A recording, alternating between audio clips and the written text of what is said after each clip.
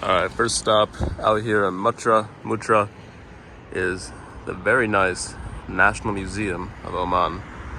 As you can see, they really cleaned up the neighborhood a little bit, made everything nice and pretty, and set it in the mountains next to some fortresses. As you'll see, anywhere you're driving in the region, there's plenty of fortresses and mountains all over the place. Not really sure what that is over there, but that is the Al-Alam Royal Palace. So I'm gonna head over there, just finish up the National Museum.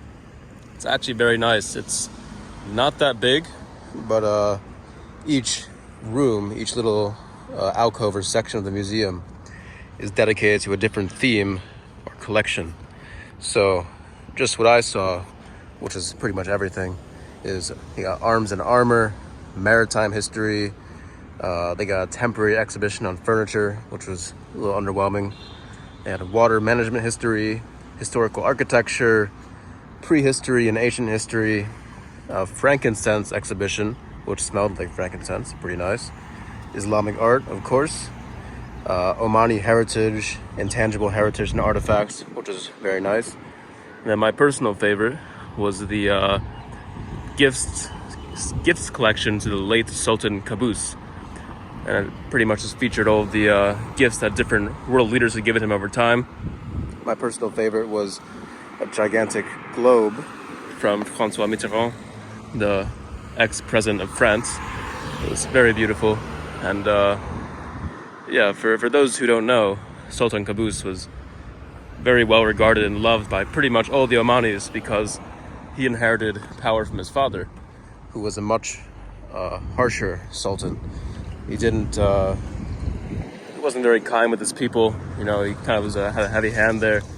Then Sultan Qaboos came in, inherited everything.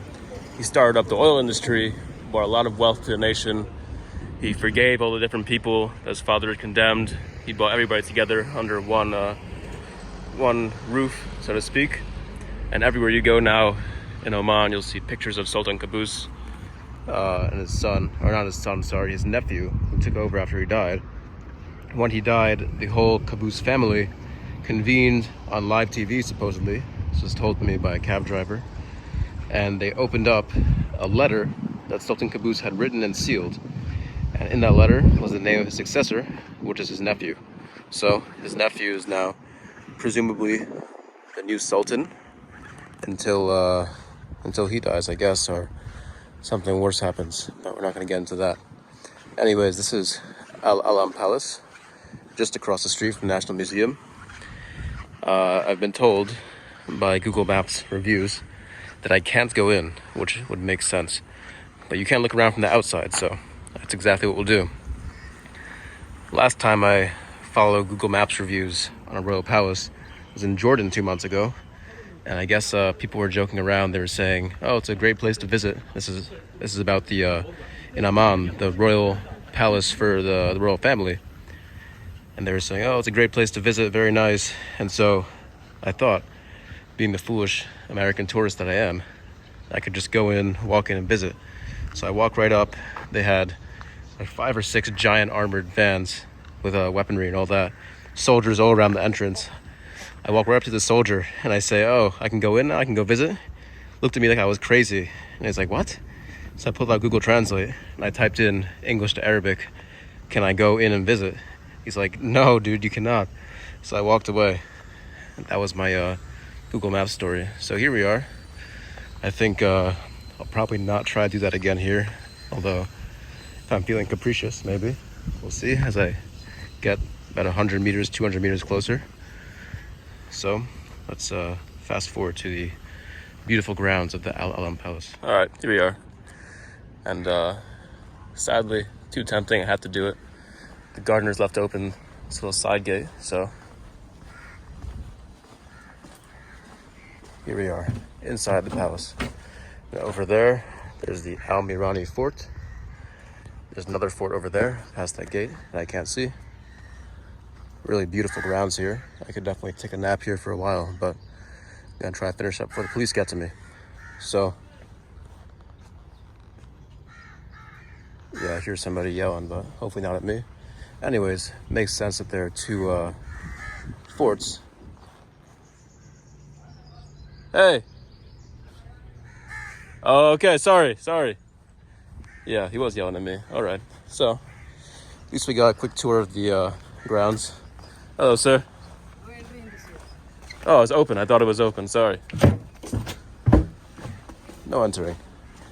Okay, well, fort over there. I'm gonna head to the Almirani Fort over here. It's a nice, cool and breezy 105 degrees Fahrenheit outside, which is 40 degrees Celsius for all the pagans and ingrates out there. So I'm not gonna do too much walking around side to side because I have quite a lot of walking ahead to different parks and corniches. It is a Sunday, so I'm gonna spend most of the day walking around, then go to the gym, take a nice shower. So let's check out the Almirani Fort just down the road. Here in my garage, right next to the fort, where the entrance I tried was firmly locked, and the only other open entrance right there was guarded by a military man who gave me a stern no when I asked if I could enter. So that's not happening. At least here we are on the Corniche, another fort over there. Beautiful water. There's the Royal Palace.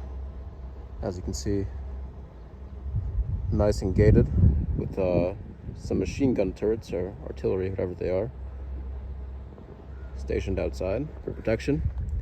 There's the second fort I was talking about. I guess it would make sense that all these forts are used by military to protect the royals and their palace. So that's not going to happen for me.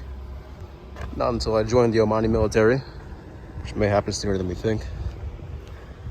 So from this point, I'm gonna walk around the Corniche.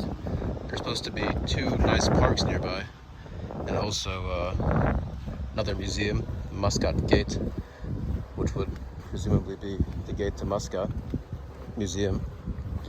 So we're gonna check that out, get up the parks, and then from there, if I have time, go to the Mutrah Gate, Mutrah Souk. Okay, made it to the first park on the water on Corniche, called Kalba Park. It's only about a 15-minute walk over from where I was, but during that time you gotta cross through what is a more traditional old Omani neighborhood, and certainly less sumptuous than that of the Royal Palace. But as you can see, a beautiful place. The neighborhood's right over there, very close by, and a very calm, peaceful place, which is evidenced by the fact that nobody is here, although that's probably more so related to the fact that it's blazing hot outside. So even that 15-minute walk has me sweating like a hog. Goddamn bore. Also found out that the Muscat Gate Museum closes at 1:30 p.m. and by the time I left the Royal Palace, it was already about 1:10. Unfortunate, because the main reason that I came out today instead of yesterday, which was a much cooler 98 degrees and not 105, was to see that museum because it was closed yesterday. But I guess classic lack of foresight, myopic behavior has led me here. So, seems nice. Not that much to do besides take a look at the nice grounds. So we're gonna take a little 20-minute walk along the Corniche, all the way over to the park over there, Riam Park. And from there, depending on how far it is, we'll go to the Muscat Souk. And that pretty much concludes everything there is to do for an unenlightened tourist like me. All right, brief change of plans. Found some shade over here. Riam Park is actually up there on top of that big rock. And I think half because the gym closes early today, so I need time to get over there. And half because it's 105 out. UV index is on like 110. And there's no shade up there. I think I know when to call it. This is country number 67, so I've seen enough rooftop, mountaintop parks. I'm sure I'll see many more in the future in more hospitable weather. So for now, I'm gonna keep walking along the Corniche, head over to the Mutrah Fort, which is about 20 minutes down that way. Got some big ships over there. As you can probably already guess, sweating like crazy. You want to see something nasty? Here, I'll show you. Look at that. All the way down to my hips. Armpit to hips. The hoe's gonna love this. Okay. Made it out here to the Mutrah Fort, which is quite fortified, as you can see. Got a nice little cafe down there. A rest area over there. The actual fort garrisons you can't really access. Too bad. And that's where I was walking to come over here.